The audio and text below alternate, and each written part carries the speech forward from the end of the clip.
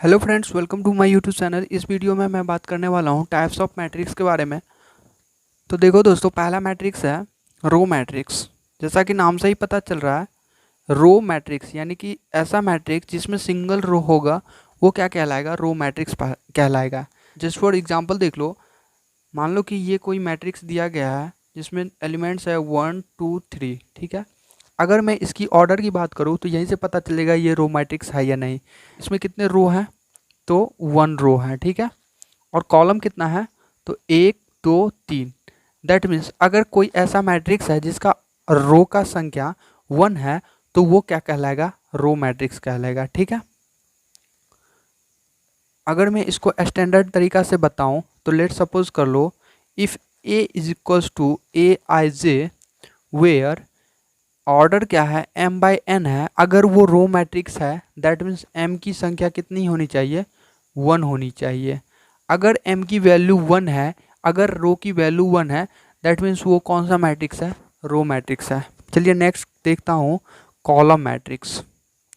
जैसा कि नाम से ही स्पष्ट हो रहा है, कॉलम मैट्रिक्स दैट मीन्स ऐसा मैट्रिक्स जिसमें कॉलम की वैल्यू ओनली एंड ओनली 1 होना चाहिए।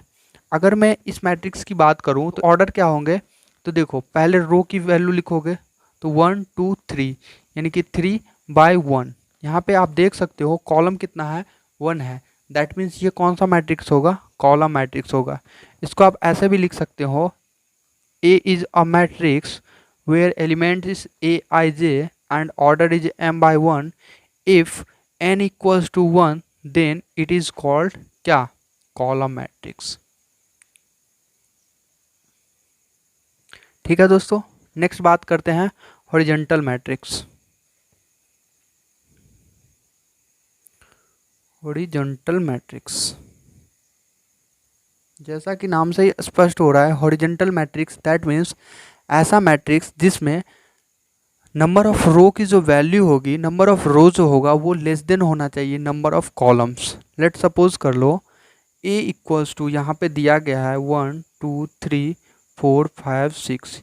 यहाँ पे आप देख सकते हो टोटल नंबर ऑफ रो कितना है, 2 है, और टोटल नंबर ऑफ कॉलम कितना है, 3 है। आप यहाँ पे देख रहे हो कि रो की जो संख्या है वो कॉलम से छोटा है। दैट मीन्स ये क्या है, हॉरिजॉन्टल मैट्रिक्स है। इसको आप ऐसे भी लिख सकते हो, A equals to a i j where order is m by 1, if m less than n then it is called क्या, horizontal matrix।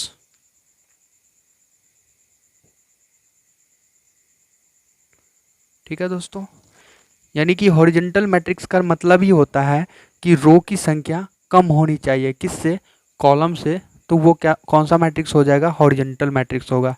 इसी तरीके से इसका उल्टा हो जाएगा वर्टिकल मैट्रिक्स, यानी कि अगर रो की संख्या बड़ा हो गया तो वर्टिकल मैट्रिक्स हो जाएगा। देखो यहाँ पे लिखा हुआ है वर्टिकल मैट्रिक्स। लेट सपोज कर लो ए कोई मैट्रिक्स दिया गया है जहाँ पे एलिमेंट दिया गया है ए 1 2 3 4 5 6। अगर मैं इसका ऑर्डर की बात करूँ तो क्या होगा, टोटल नंबर ऑफ रो यहाँ पे 3 है और टोटल नंबर ऑफ कॉलम 2 है। अब आप यहाँ पे देखो कि नंबर ऑफ रो कितना है, 3 है, और नंबर ऑफ कॉलम 2 है।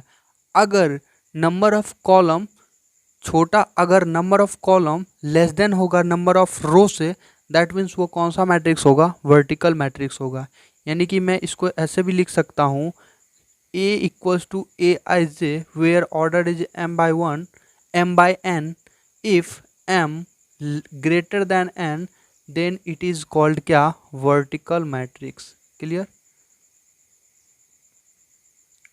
ठीक है दोस्तों, यदि नंबर ऑफ रो बड़ा हो जाएगा नंबर ऑफ कॉलम से, देन क्या हो जाएगा, वर्टिकल मैट्रिक्स हो जाएगा। नेक्स्ट बात करते हैं नल मैट्रिक्स। जैसा कि नाम से ही लग रहा है नल मैट्रिक्स, यानी कि ऐसा मैट्रिक्स जिसमें सारे के सारे एलिमेंट्स जीरो होने चाहिए, तो वो कौन सा मैट्रिक्स होगा, नल मैट्रिक्स होगा। इसको आप याद रखना एक चीज़ कि इसको जो है ना कैपिटल ओ से डिनोट किया जाता है, यानी कि it is denoted by capital O से। ठीक है, यही इसका मेन चीज़ है। अब जो बाकी के मैट्रिक्स के बारे में मैं बताने वाला हूँ इसको आप याद रखना। तो पहला मैं बता रहा हूँ स्क्वायर मैट्रिक्स। जैसा कि नाम से ही लग रहा है स्क्वायर, दैट मीन्स कुछ ऐसा शेप होगा, यानी कि जिसमें ये चारों के चारों बराबर होना चाहिए। यानी कि अगर मैं मैट्रिक्स की बात करूं तो लेट सपोज कर लो ए इज इक्वल्स टू 1 2 3 4 दिया जाए। अगर कोई ऐसा मैट्रिक्स दिया गया है जिसमें नंबर ऑफ रो और नंबर ऑफ कॉलम दोनों बराबर हो गया तो वो क्या कहलाएगा? स्क्वायर मैट्रिक्स कहलाएगा। अगर आप इसको शॉर्ट फॉर्म में लिखना चाहो तो A equals to a i j where order is m by 1 if m by n if m equals to n then it is called square matrix. Clear दोस्तों? अब मैं बात करने वाला हूँ डायगोनल मैट्रिक्स के। तो ये भी एक ब्रांच है स्क्वायर मैट्रिक्स के। तो डायगोनल मैट्रिक्स क्या होता है? तो a matrix in which except the diagonal elements all the elements are zero then it is called diagonal matrix. Clear? देखो एग्जांपल से समझो। लेट सपोज कर लो ये कोई मैट्रिक्स दिया गया है जिसमें डायगोनल एलिमेंट्स को छोड़ के बाकी सारे के सारे एलिमेंट अगर जीरो हो जाए तो वो क्या हो जाएगा? डायगोनल मैट्रिक्स हो जाएगा। क्लियर दोस्तों? इसको मेनली आप एक चीज़ ध्यान रखना जो मैं नोट्स के तौर पे बताने वाला हूँ। इसको जो है ना इस तरीके से डिनोट किया जाता है, डायगोनल 1 2 3, है ना। इसका मतलब समझ लेना, डायगोनल एलिमेंट छोड़ के बाकी सारा एलिमेंट क्या है? जीरो है। ठीक है, इसका ऑर्डर 3/3 है। क्लियर? नेक्स्ट देखो एक और एग्जांपल से समझो। लेट कर लो ए इक्वल्स टू दिया गया है 2 0 0 2। ठीक है, इसमें आप देखो डायगोनल एलिमेंट को छोड़ के बाकी सारा का सारा एलिमेंट क्या है? जीरो है। यानी कि ये कौन सा मैट्रिक्स है? डायगोनल मैट्रिक्स है। क्लियर दोस्तों? मैं बात करने वाला हूँ स्केलर मैट्रिक्स के बारे में। तो स्केलर मैट्रिक्स वो मैट्रिक्स होते हैं जिसमें डायगोनल एलिमेंट्स अगर सेम हो जाए और बाकी के सारे एलिमेंट्स जीरो हो जाए तो वो स्केलर मैट्रिक्स होगा।